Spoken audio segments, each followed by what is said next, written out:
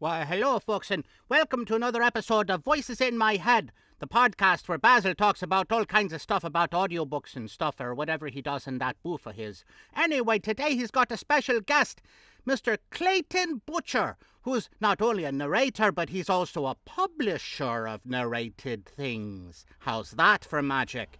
Anyway, we're doing this outdoors today, at least me and my brothers are. That's why you probably heard that car go by, maybe. 'Cause it's a beautiful summer day here in Alaska, and it's wonderful. So, anyway, back to the show. Or maybe to the show to begin with, and then we'll see you after the show, and it'll be back to us. Or something like that. Anyway, have a good time. Bye. Howdy, folks, and welcome to another episode of Voices in My Head. Today's guest is Claton Butcher, audiobook narrator, audiobook producer, company owner. He's out there. He's been out there for several years and growing exponentially. It's been great to see the advancements that his not only his work, but the work that he's doing with other narrators and other publishers is doing. It's been an amazing journey to watch. And he's going to tell us all about it. So howdy, Claton. Hello. So first off, tell us, how did you get into audiobook narration? It's a long story. Basically, everything that I have done in most of the things in my life have led to being an audiobook narrator, and now I'm have moved into the publishing aspect as well. So it's I don't know how much detail you want me to go into, because I tend to give too much detail in the first place. Started. Was in some retail management for a while, and training management and those types of things. And then years before, maybe 10 years ago, no, more than that, a good while ago, I had somebody come into my store and say, "Wow, you've got a really good voice." I'm an audiobook narrator, voiceover artist, and well, I only worked for like 10 years and retired off of what I made. You should really do this. I'm like, okay, well, I'm happy doing what I'm doing, but thanks. No clue who that person was. I have not any idea. I wish that I would have really taken that to heart at the time, but came back to that probably 6 or 8 years later.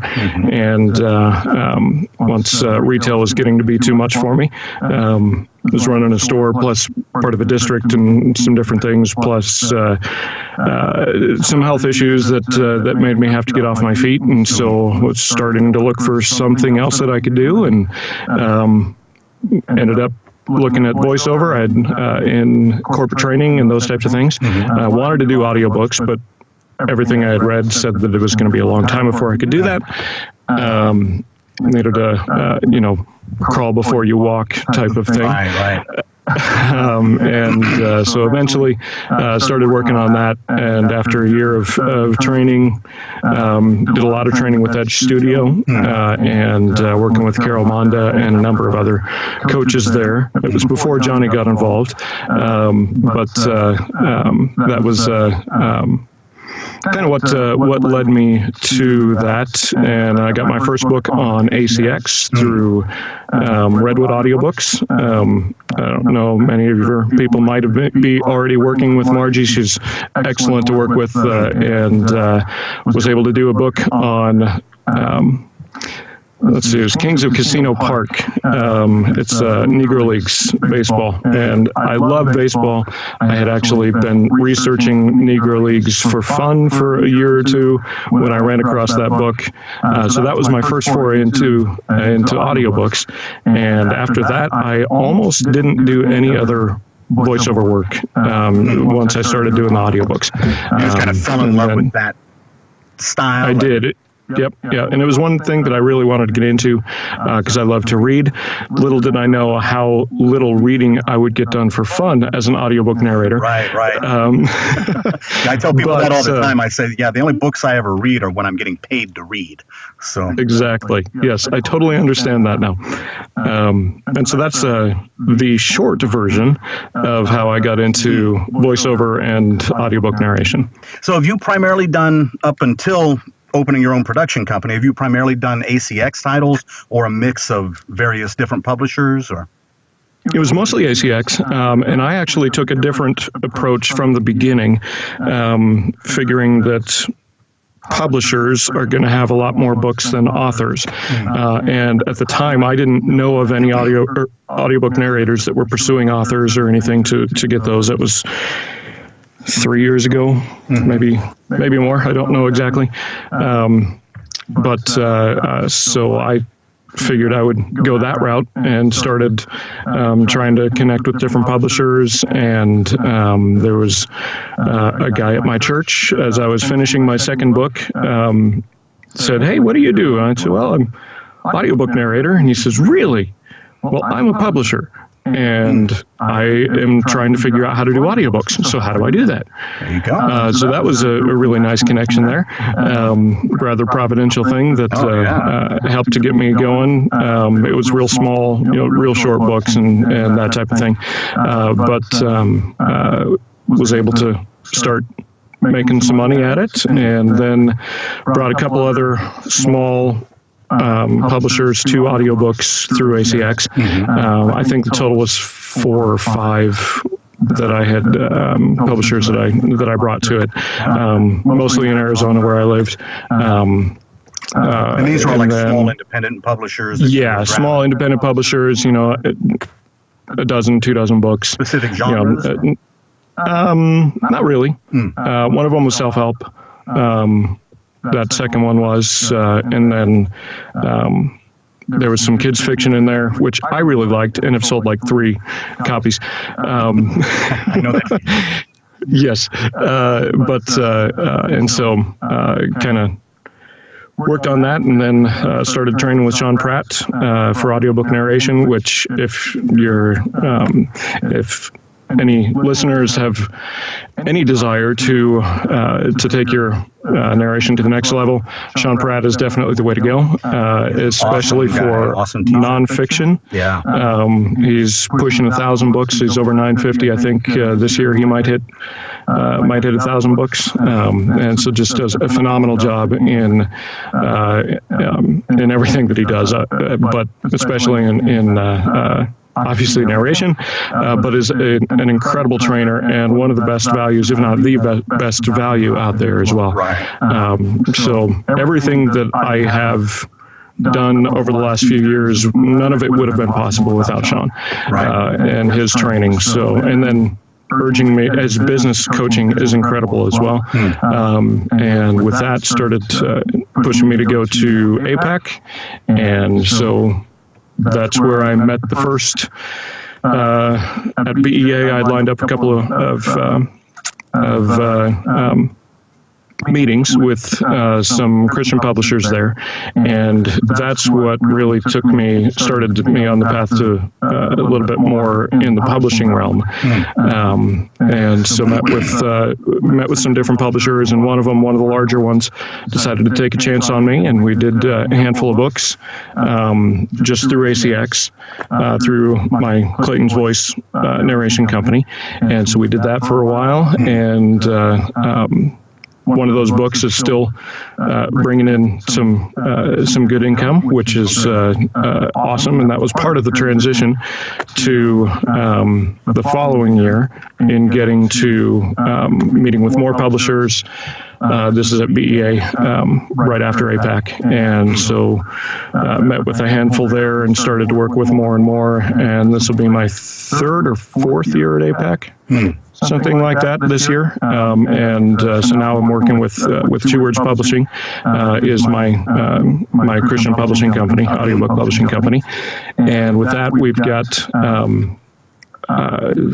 done a number of books now, and we're working with just about every major Christian publisher. Oh, excellent! So, excellent. In the last, and most of that has come in the last year and that is 15, 16 months. And mostly, a lot of these are people that you've met at BEA. BEA and some other, there's what used to be called ICRS, it's Unite. It was in, where were we last year? Cincinnati last year, and that's where I met with some more of the Christian publishers. Yeah, that's their main rights conference. So some of them go to BEA, not all of them do. Right. And so that's where I made more connections there. Didn't really connect in my head with I've only been to APAC twice. It's hard to get there from Alaska. And especially when you got 2 kids in high school and college. So but I never really thought about paying that extra money to go to BEA to get people on board to hire me to do jobs. And I should have. Yeah, That's a great thing to do. There's not.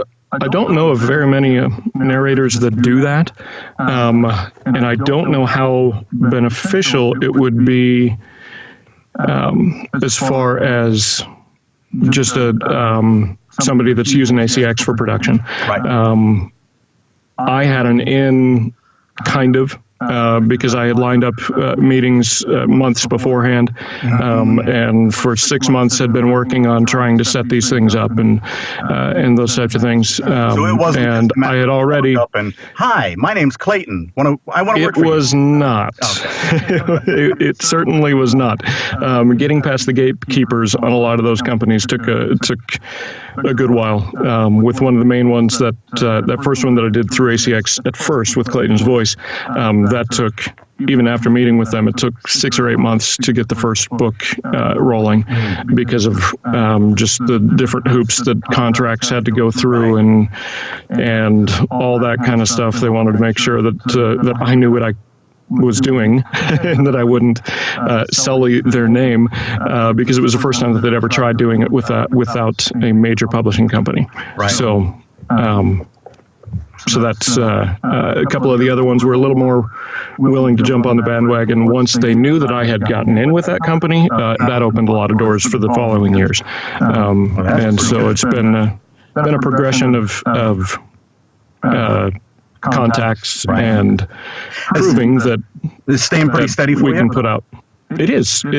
I have far more work than I can pay for, because you have to pay as a producer.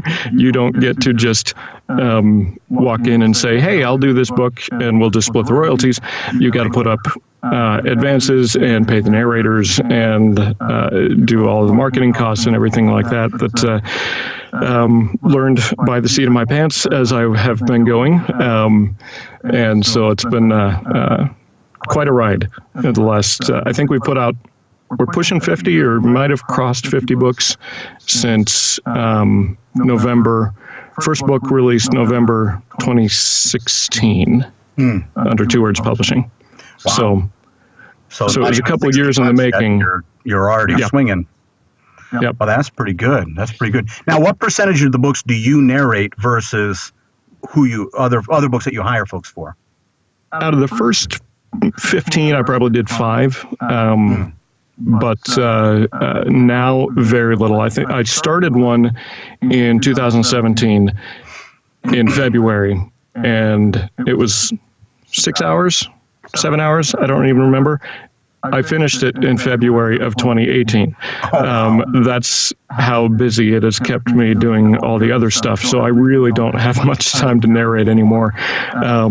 I've got. I did just do another one with my second company, which is. So I have Two Words, which is Christian audiobooks, and then I also wanted to do some history stuff and different things that don't really fall with the mission of Two Words Publishing. And so with those, I started Black Hills Audiobooks. I live in Black Hills of South Dakota. If you think of Mount Rushmore, that's a half hour. 45 minutes from my house. Okay. And so that's where that name came from. But so that's basically everything that doesn't fall under the Two Words. And I did just finish one called Datitude coming up here in it's in a month now. About 3 weeks. That one comes out. So that one was, I actually found from being at a library conference a couple months ago now. How many conferences do you do a year? I will be doing far more. Last year I did. The last few years, I think this is the 4th time going to APAC in a 3-year span. How that works there. And then last year I went to what's now called Unite. That's the Christian Booksellers Association Conference, CBA. And this year I'll be going to that again. I went to ALA Midwinter a couple months ago, which is American Library Association. They've got 2 a year. I was not able to make it to the Public Library Association, which was finished last week. Wanted to do that, but wasn't able to get there. And then I'll be going to at least one more this year, if not 2 more, probably. Wow. Keep you hopping, jumping around. Yeah. But you must be doing something right, because you got the money to go to those places, and you're not, At least I can, convince people that I do. I know that feeling. It's fun to put on the facade, and then the bills show up, and so. Oh. Yes. And with as much as a year lead time on getting a full quarter's worth of returns, when I get the rights for a book, it can be a challenge. So. Oh, I bet. Yeah. Yeah. So you're actually buying these titles, or buying the rights to the titles, rather than doing the royalty share or anything like that with the publisher. That's pretty cool. That's pretty cool. What I know a large percentage of what you do is in the Christian genres. What types of material do you put out there? Is it mainly like teaching material, Christian fiction, devotionals? What kind of stuff do you put out? Started mainly with nonfiction, so Christian life, different things like that. And actually just in, I think we put out our first book in June, first fiction title in June, and that one it was a finalist for Voice Arts Awards in the inspirational faith-based fiction. So that was really fun for our first book to do that. And then our third book, third fiction title, is nominated for an Audie this year.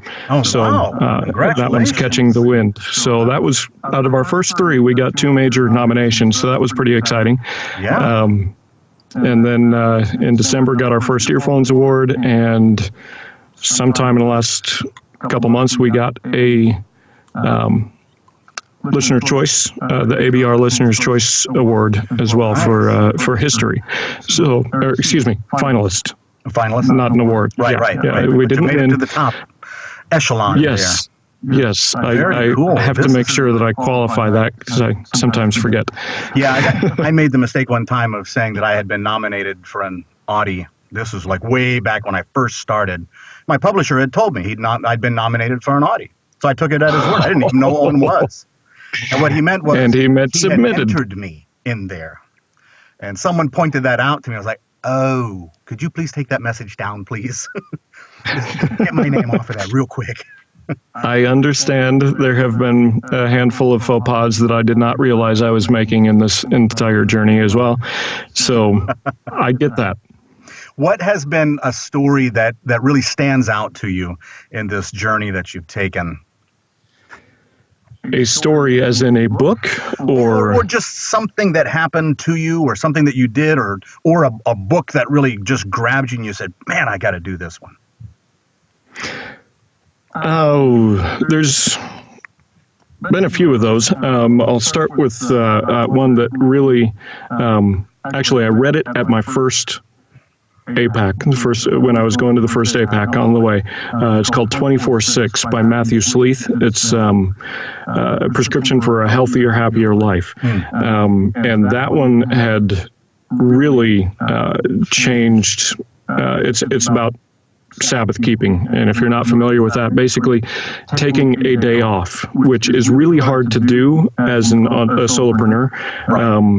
And it's incredibly difficult in our day and age to really truly do that and unplug or whatever you want to call it, but have a day completely devoid of work. And so that was something that really was important for and kind of life-changing for my family and I. And so that was something that, let's see, after I got my second book as a narrator, I think I averaged 14 to 16 hour days, 7 days a week for a year with 2 days off, Christmas and Easter.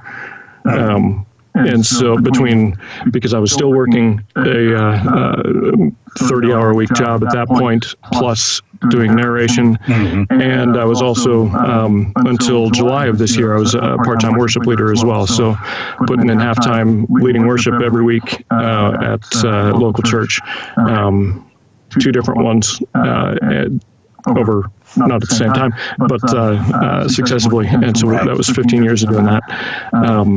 And so I was working pretty much 80 hours a week, or 60 to 80 every week for over a year. And then I read 24/6, and that changed. But it's probably not as much as it should change, but so that was one that I sought out once I got Tyndall on board, and that was one that I was going to do, knowing that I would probably not make any money off of it, but it was something that you wanted to do. Exactly. Yeah, so I felt the same way when I recorded the Bible. It was something that I was going to do as a project of my own, regardless of if anyone picked it up for me. And then Christian Audio decided, okay, we'll partner with you on this. So that was just an extra. So, but yeah, that's awesome. It's a great thing to do, something like that. And that's what you bring up about the Sabbath, whether a person is religious or not. I mean, from a religious perspective, there's a reason it's in the 10 Commandments, because it's like vital for our mental health, our physical health. Even if you're not a religious person, take a day to give yourself some rest. Don't work at least one day out of every 7, because you burn out fast. And especially in this business where we're using our vocal cords to do it, if you don't give yourself rest, pretty soon you're going to be sounding like some gravelly old biker. And when you're a 32-year-old woman, it's not good to sound that way. You gotta make sure to give yourself some rest, some recuperation, take some time off from time to time. And very important stuff. So you're doing it from down there in South Dakota. Are you in a rural area or an urban area or somewhere in between? Well, if you're from South Dakota, it's an urban area, but if you're from most anywhere else in the country, it's not. Alaska has the same answer to that question. Yes. So Rapid City's like 90, 100,000 people. It's the second biggest city in the state, so it's a big deal. But, that's coming from Phoenix for the last 10 years is not a big deal. So, yeah, it depends on your perspective, but it's in the foothills of the Black Hills. So we get great weather all seasons, but we had snow a couple days ago, like 6 inches of snow, 8 inches of snow, and will be gone tomorrow. So now here's a question for you, coming from my experience of recording up here in Alaska. Is there a season in which you find it easier to get good quality silence outside? Good question. I don't know. It kind of depends on, well, our other house, when we moved here it'll be 5 years ago this summer. So I was still outfitting a closet at that point. And so it was right across the road, a dirt road from a National Guard shooting range. So in the summer, and the guard week every month, that was a little more difficult to get quiet. I'd imagine so. There's some good sound effects if you're doing like a war novel. Yes, that it would. The rest of the time, not so much. I haven't. There's not really a specific time. It kind of depends more on the setup of your studio and your house, whether the furnace or the air conditioner is going to make more of an issue.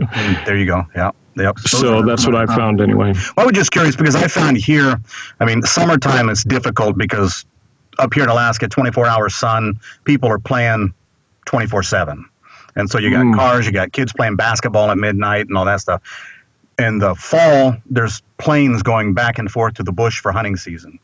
In the spring and the winter, it's pretty quiet because we have 5 feet of snow that absorbs all the road sound, absorbs pretty much everything before it even gets to the house or gets near the booth. So that makes it nice. And being that we have 6 months of winter, it's a nice time to record. And you're in Alaska, so there's nothing to do. So, gotcha. Well, but here we're next to a Air Force base, which has B1s. So when we bought this house a couple years ago, and it was, of course, just before I needed to take out a loan or try to get a loan for starting the business, which did not work well when I had zero equity in the house. I imagine nobody wants to give money to a audiobook production company in South Dakota for some reason. It's just strange. Start an oil mine, we got you covered. Gas, we got you. You want to do what? Exactly.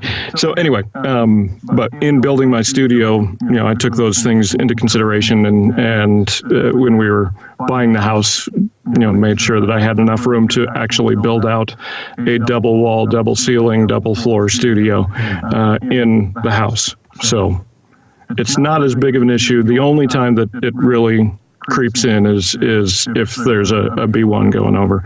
So. And there's really no option for you to just call the base and say, hey, Colonel, can you not fly for the next 2 hours? I've not tried it, and I probably won't, but mainly because I'm, not recording much anymore. Oh, there you go. So now you don't got to worry about it. Make other people do the legwork. Yes. So the 3 months in building my studio, just no big deal. So lead us through the process of you got a book that you just bought the rights for. You're looking for, from the beginning, from that point to the end of production, what's the process for Two Words Publishing? Well, first I have to find the book and determine what I want, whether it's going to make money. I try to shoot for books that I think will make a return within 2 to 3 years on a 7 to 10 year contract. So ideally, one of the things that I started with as not just a business, sound business practice, but also as a ministry, because I do see this, the Two Words as a ministry. And recently, coming up on a year, I guess, of when I stopped leading worship to focus directly, exclusively on the audiobook ministry. And so I look for titles that not only have been performing decently, that do not have audio, that have books that have been out for a while, whether it's 6 months, a year, in some cases. One of the books I just picked up had been out for 34 years. And actually, that's our most popular series, the When Calls the Heart series by Jeanette Oak. Which is a long story in itself, how that came to me. But I look for titles that have been doing well, that are going to be a stable financial commitment, that are not a huge risk. But also for the ministry aspect, that God is able to do a lot more with a book in audio than he can with a book that's not an audio, if that makes sense. Because if people don't read the book and they would listen to the audiobook, there's a chance for a life to be changed there, but only if I do it. Because so that was what really drove actually when I was working with the first larger publisher that I got in with, that was what sold them on it, because that was and still is my goal. As much as yes, I have to provide for my family, but being able to spread the gospel and strengthen the church is really the main driving force. I just have to figure out how to do that financially as well. Do it and be able to make money at the same time. Yeah, exactly. And my daughter was born just as I was recording those books and was realizing, okay, I can't do much recording anymore because I watch our 2-year-old now while my wife works, and then she watches her while I work. And since we both work from home, but she's on the clock, so anyway. Yeah. One of those great blessings of being able to have the technology that we do. I was able to move as an audiobook narrator and that sort of thing. But and there goes the train again. Okay, so you got the book. So yeah, Next got step, the book. got to find a narrator. We get the book. Yes, finding the narrator. So I try to either read the book myself or have somebody that I know really well that I can have that reads much faster than me read it and kind of get a sense of it. Obviously, check all the different material that I can get from Amazon or the publisher. Often the publisher will have some marketing ideas and marketing plan and those sort of things that come into play. And then I look for, I basically, as I am skimming the book, I'm looking for the type of voice that I want. And I don't have an exact number. I think 60 narrators that I've got on my short list of what used to be called Rolodex, whatever. In my stable of narrators, I don't know what to call it. In my roster, that's the best word. Roster. Yes, we'll go with that one. And so I'm continually flipping through those names and trying to figure out, okay, who do I think would do this well? Then in some cases, I'll know right away which narrator I want and go with them. But the majority of the time, probably 90% of the time, I give 2 to 4, sometimes 5 different narrators a portion of the script to audition, and so then wait for those to come back. My wife and I go through those, and she's not an audiobook listener, and I definitely am, both obviously a listener and a narrator. And so kind of whittle down at that point, and then depending on what the timeline is for the book. If it's a new release, I've often don't get it until it's got to be done during this short of time. I have 2 weeks to get this done, and both recorded and edited and sent off to the distributor, and so it's got to be done as quickly as possible. And so in my auditioning emails, I'll put that in there. This is my time frame on this. If it doesn't work, let me know. Now, are the books that you're doing for publishers, are they, or your full product here, are they going out strictly digital, or are you also doing CD packs and all that stuff?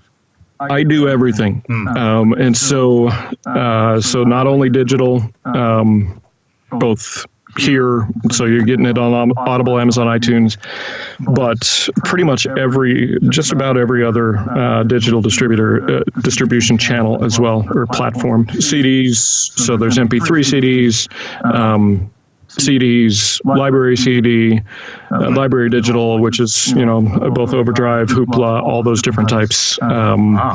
There's digital overseas and all that as well. So it goes pretty much everywhere. You mentioned overseas. Any different form. Do you also do other languages? No, or not at this point. I don't at this point. Maybe somewhere down the road, but that's not coming anytime soon, I'm sure. That's a major step, I would think. So Yeah.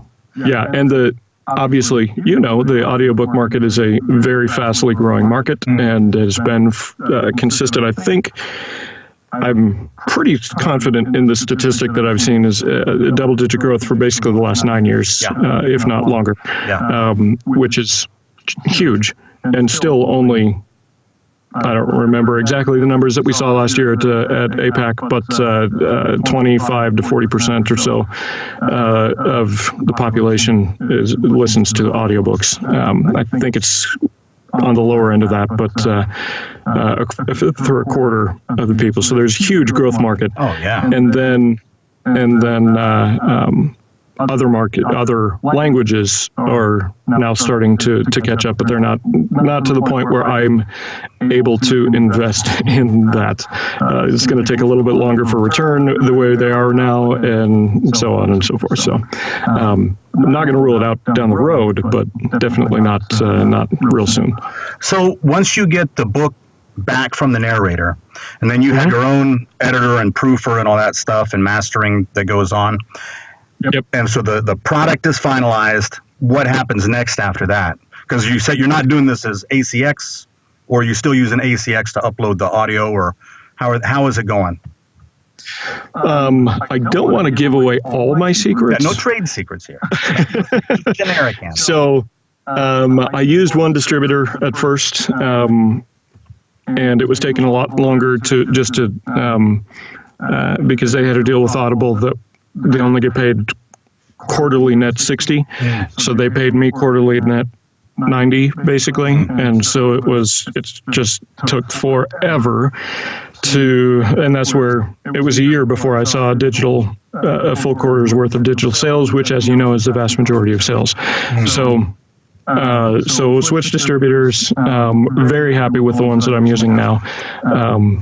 And if you really want to know that, you can get in touch with me or I don't want you to give up Basil the name of your sources, but just trying to see, because a lot of folks have no idea what happens after they record the book for a publisher. You upload that last book, you upload your pickups, and that's the last you hear of it until it shows up on Audible, and you get a paycheck. So people like to get paid. I found that out very quickly. Depending on how early the distributors have the metadata, which is what the book is, and author, and what BISAC codes, had no idea what those things were. Basically the different categories that it'll be sold under on Audible, Amazon, and so on. Right. And all the right different algorithms out there. Exactly. So it shows up in the right searches. The earlier that they have those, the better. At the very best, I can turn around a CD if they've got all the information for months beforehand, before the finished product. They can turn around a CD in like 3 weeks. But they really prefer 3 months for everything. Right. And it's really hard in this industry to do that, which they know because they work with a lot of different publishers. So yes, both of the different distributors I've worked with have been incredibly understanding. Some books that I've been given, because the publishers now know what I look for in titles that fall through the cracks, they now come to me and say, hey, what do you think of this book? Do you want to do it? Can you get it done in time? And so that's part of my niche, is to get these books that, okay, let's see if we can actually do this. I don't think this person's working this week. I don't know if they have a project for next week. Let's figure out if we can make it work. Project manager. Yes. Essentially, that's all I do now, or most of it. While I'm in production, I often have a dozen books in production at once, or longer at different stages of development. So I'm basically just running different project managing, like you said. I think this is really good information for narrators out there, because I would say that most narrators don't really realize the depth of the work that goes on outside the booth. Just like most listeners have no idea how hard it is to narrate an audiobook. They're like, oh yeah, everyone says I got a great voice. I should jump in there and do this. It's easy, right? You're just reading. No. And in the same way, being the publisher, it's equally not easy to deal with all these different, it's like a bunch of octopus tentacles reaching all over the place that you gotta get them all to point in one line and make this thing happen. Very true. Very true. And to be able to rush things like that, you have to have really good relationships with your distributors. Right. And so thankfully, actually, made contacts years ago at my first APAC that are with the current distributor that I'm using now, that either they didn't do it then, or I had no idea that they did it then, which is most likely the case. At that point in my career, I had no clue how anything worked, aside from being behind the mic.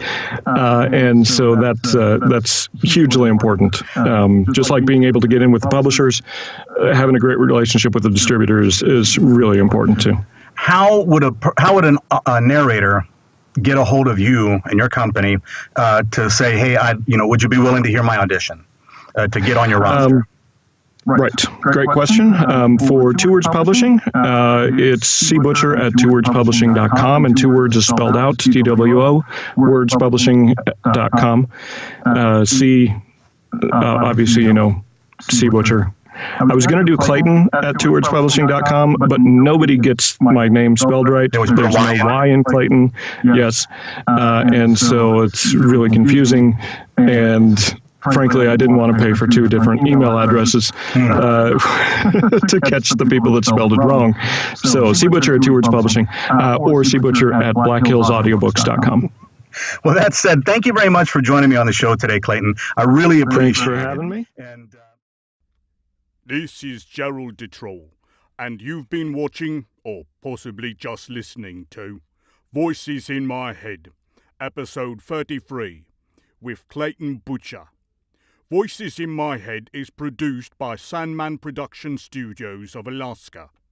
Sandman Studios is in no way affiliated with that other Sandman, the one that sprinkles sand in people's eyes to make them fall asleep. I don't know how anyone could fall asleep with sand in their eyes, as sand is not a very comfortable thing to have in one's eyes. We are also not affiliated with the other Sandman of Neil Gaiman's comics, which is good, because much as I like Neil Gaiman, it'd be kind of scary to actually be inside a comic book like that. At any rate, this show is copyright 2018, Sandman Production Studios of Alaska. No golf balls were injured during the production of this episode.